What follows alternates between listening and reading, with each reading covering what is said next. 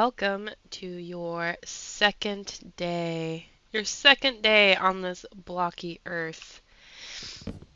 There are things that I did not go over that you might be left thinking, oh goodness, goodness gracious, I don't know what to do. You can always comment below and I will assist you.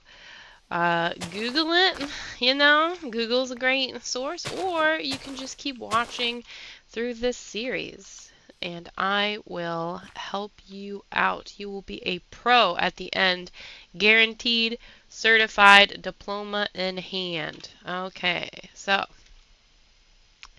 torches. You can make them this way, or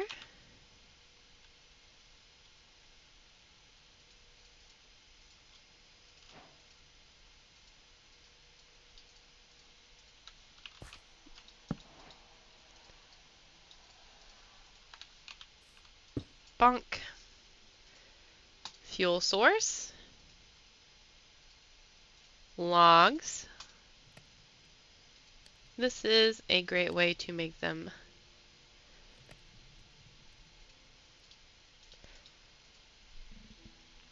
Boom. I like to save the coal. Torches. Now, torches will light up your world and prevent monsters from spawning. So if you have an indoor build, a base, you want to make sure that you have adequate lighting throughout and any nook and cranny.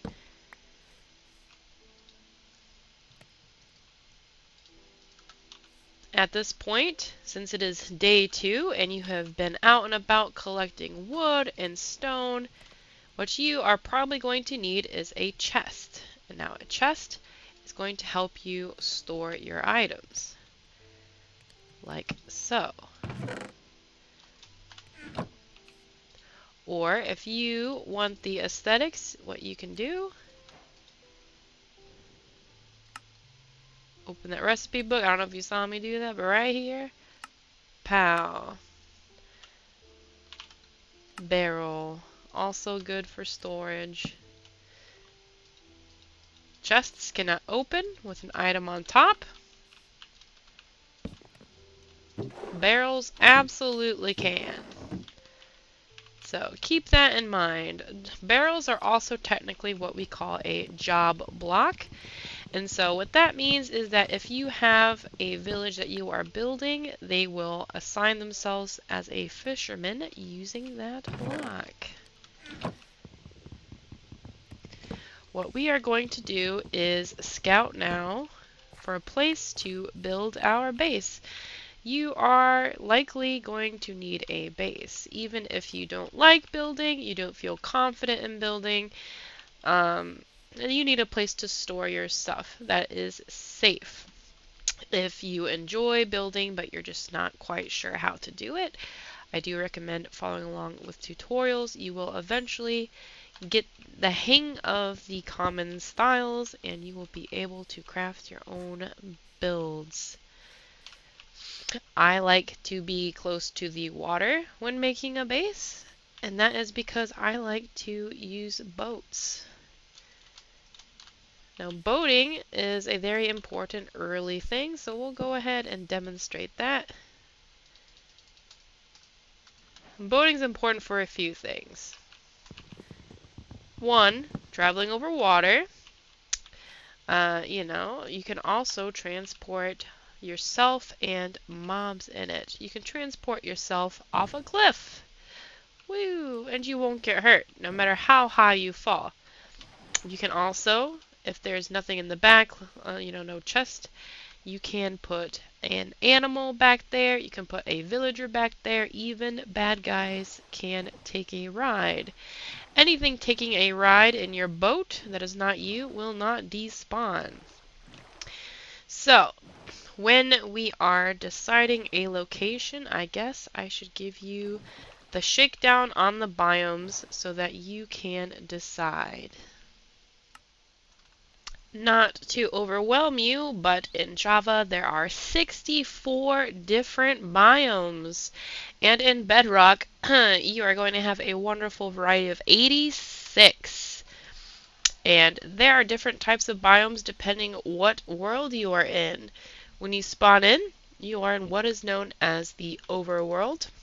You can also get to a dimension called the end and the nether. Well, we'll get to that later. A lot of your biome types are going to be kind of seamless. You won't really notice them, especially at first, but this would be different types of ocean where different materials spawn. There are types of ocean where you will get coral reefs and types of ocean where you will not. But let's stick to the land for now and about where to build your base. Behind us is what we call the jungle biome. Now, this is going to have your jungle saplings, bamboo, melon, parrots, the occasional panda, things like that. It tends to be very dense, but you can find it very sparse. Bamboo is a great resource. You can also find cocoa beans, like the ones on these trees. There we go. Right there. Cocoa. Cocoa has to be grown on a jungle sapling and ends up like that. You get cocoa seeds and, well, beans, and you can make cookies. There you go.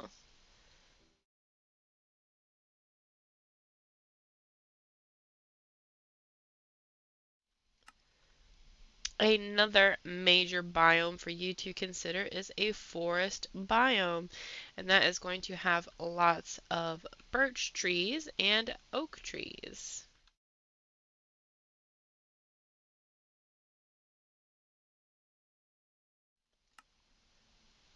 The newest and one of the most loved biomes is the cherry blossom biomes. These produce cherry trees and flowers. I've usually found mine up on a hilltop, so you get a nice view as well, and you get these cool little particle effects of leaves falling down.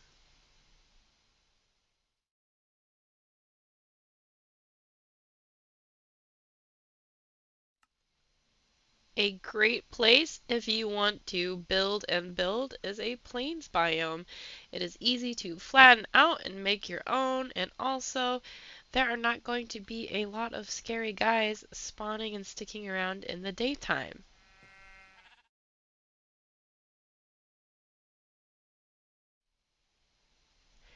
There are all kinds of mountain tops. There are windswept hills, and then there are these big snowy peaks as well.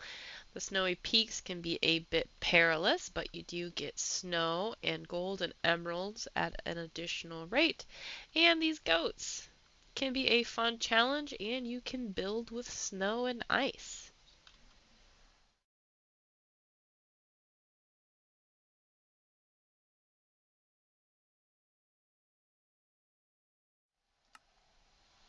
If you like the ice, you can also build down low and find one of these cool ice lakes or a snowy tundra and build your house there.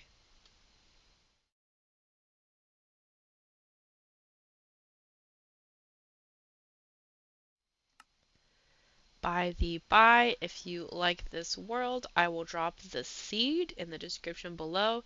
You can take that seed and plop it in when creating a game, and you will enter into this world. If you enjoy using dark woods, you can find a dark oak biome or a spruce biome, and you will have these nifty dark trees to use. These biomes also have lots of mushrooms, which you can collect and grow back at your home. And each biome has special structures. In a dark oak biome, you may, if you are lucky, come across a woodland mansion, which has special loot. And you can maybe try your hand at a swamp. Swamps have frogs, mud, and these nifty mangrove trees, which look cool and also give you red wood.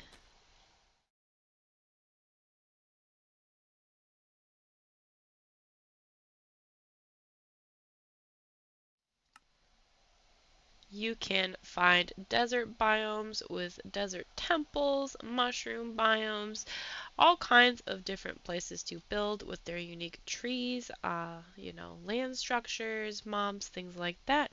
So take that all into consideration. I think if you're just starting out, a plains biome or something with wide open space, maybe a windswept mountains biome would be best for you, just so you don't get surprised, because nothing dampens your motivation like a creeper blowing up all of your crap.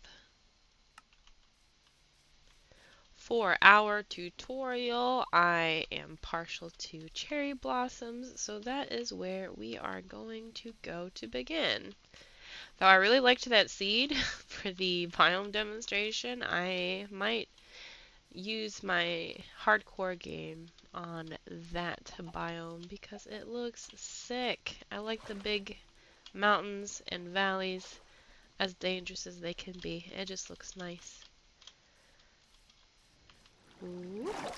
Just a side note, you can drown in water if that is confusing to you. You see the bubbles that appear when I go in? That is my oxygen.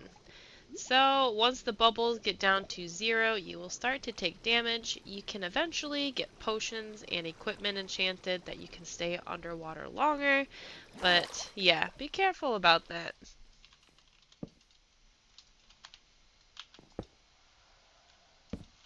If you shift and right click, you can put certain items in unconventional places. Otherwise, if you click it, it'll open up. But shift click or whatever console you're on, figure that one out. It's a good step. Okay, we only have cherry blossom trees up here, so we will plant one of these other trees, just so we have different types of wood. I like to plant them 4 apart. 1, 2, 3, 4. Give them some space. Usually a good idea not to be next to dirt, which can inhibit them growing, but that should be fine. There we go. Okay.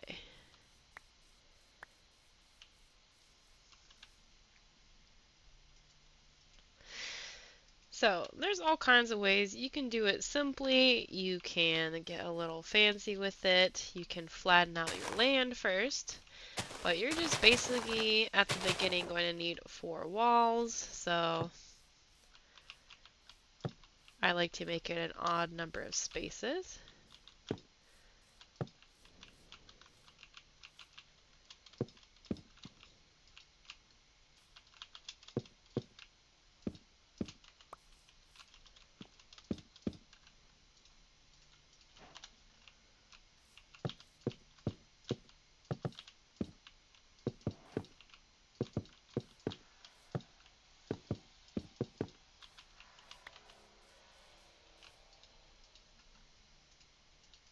Let's upgrade our axe.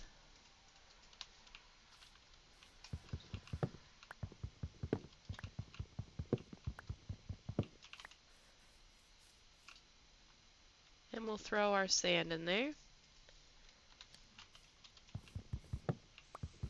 We're doing 6 blocks just so I can show you how that transfers neatly into panes.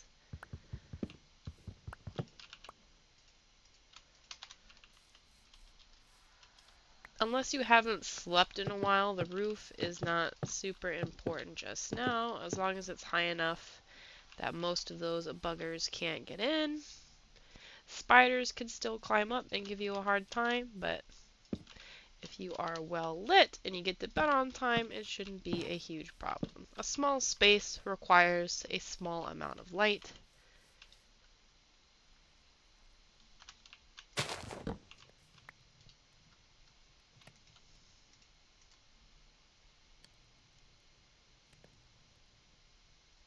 Five.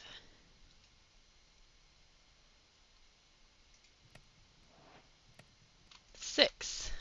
Beautiful.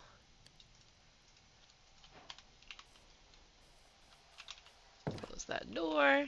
Boop, boop, boop. And there you go. You are on your way to conquering the world. Good job.